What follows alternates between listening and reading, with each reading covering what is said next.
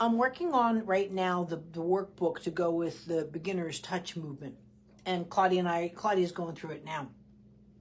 And she asked a question. And this is where Erin's kicking me that I talk too much and don't film it. So here we are. Thanks, Erin. When your child is born, and this is really one of the primitive movements that you're going to do with your child, but to understand your child. Now, I'm going to give this plant a movement lesson. I cannot stress enough that this plant just is not succumbing to gravity.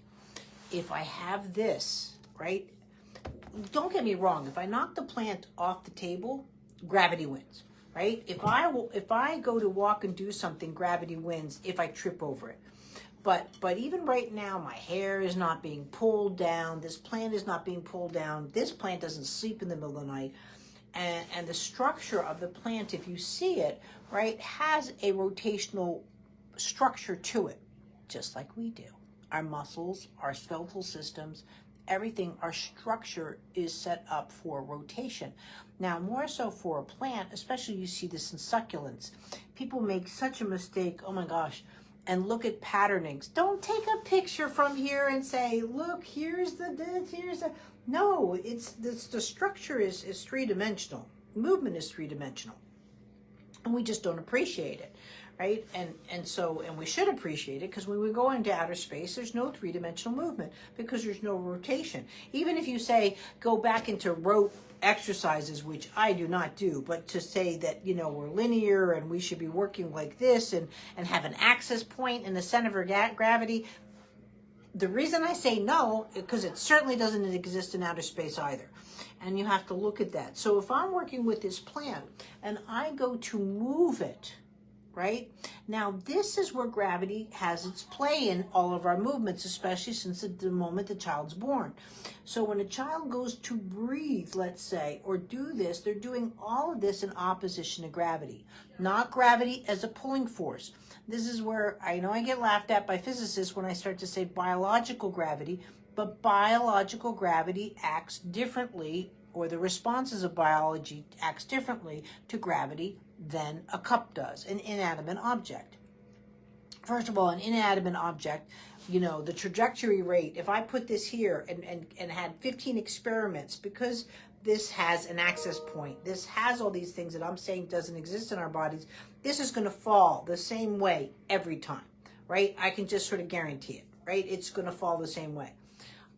When I fall down, I'm going to fall a lot of creative ways, you know, because, again, of human biology.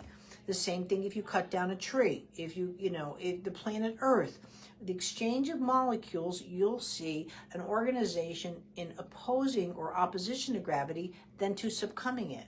The Earth has rotation, it provides life. So does Jupiter. Now, we can't live on it, but it still has rotational responses. It creates an atmosphere that creates an exchange of molecules. So does the sun. I can't put this plant on the sun. I can't put this on Venus. However, it is an exchange of life.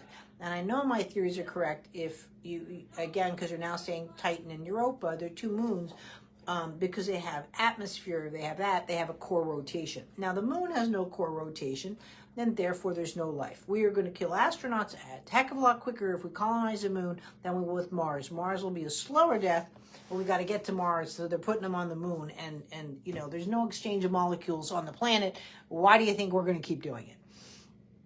You can't restrict a movement to create a movement, and we learn this through our environment, and that's how we process movement. So when I'm doing a movement lesson on this, and when I'm saying it's like touching a rose and not soiling it, or touching butter and not leaving a fingerprint, because it's biology. And so when people say, how do you work on something that's moving? How do you not work on something that's moving? Because that's what life is, right? Now, if I take something from a pair of glasses, I can put a pair of glasses and you think, oh, it's no big deal. But if I put a pair of glasses on this plant, right, the organization that it has to biology, to gravity, however you want to look at it, is now completely changed. And eventually, this plant will morph into this position. Now, I still get responses of opposing gravity, but it's now not a functional movement, because this plant can't respond in rotational movements, right? Versus if I take this out and go here. This is what you're trying to create when you work with movement lesson, is these rotational responses. Now, if I take something as simple, and depending on where it is, and if you think it's simple, and I do this, again, in the beginner's touch, I have to do it where it's actually attaching onto the system. I don't want to wreck my plant, but in the beginner's touch, you'll have foundations in touch, you know, and I do this with the wave machine that I have, and just put rubber bands on, and it completely changes what people like to say the vibration weights. But it's a rotational responses. I can't get this off now. It's falling apart in my hand. So I'm going to go bigger with that with my clip. So if I take this clip, right, and put it onto my plant, right, now again, my plant is succumbing to gravity. Right, it's coming here. So again, even if I'm working over here, I'm getting different responses to the movement. And so that's where I have to bring this over, and I might have to shift. Now, to say that the center of gravity on this plant is right here at its core, when you've got this kind of influence to the core movements, you know, the center of gravity is within the cell. So is midline. It's within the cell. It's not just the sternum or the nose or anything like that. So when a baby is moving, or what you're looking at is a reflex is actually its responses to articulate the skeletal system as it responds to gravity, and that's what causes a reflex. It's not from lizard patternings in the brain. I don't know who else came up with that, but you know, that's just not the way the body works. That's not the way it's meant to work, and that's not the way it can work. And so when you're saying that your child has hyperactive reflexes, no, what you're saying is this conversation of gravity and movement is structurally either impossible, structurally deficited, or it just has not learned to initiate, because gravity is either just too hard or the structure is flawed. And so, yes, lots of times you have to tweak your touch, your system, to either deal with making gravity stronger within the system and the responses through rotation, weight transfer, transitional skills, or we have to fake the structure so the structure can have a better response of just opposing gravity. This is something that I just did a pelvis conversation to the doctors about, redoing some hips, because the hips that are there in the child are not going to offer any of this conversation to the child, and that's where we have to change. So we've got to go in and really, on that person, change the structure of the hips.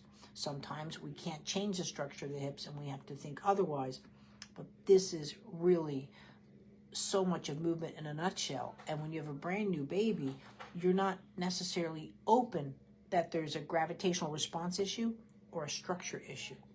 And that's where this touch is so crucial to create those things when there is a glitch in the system. Thanks. Hi, you're right.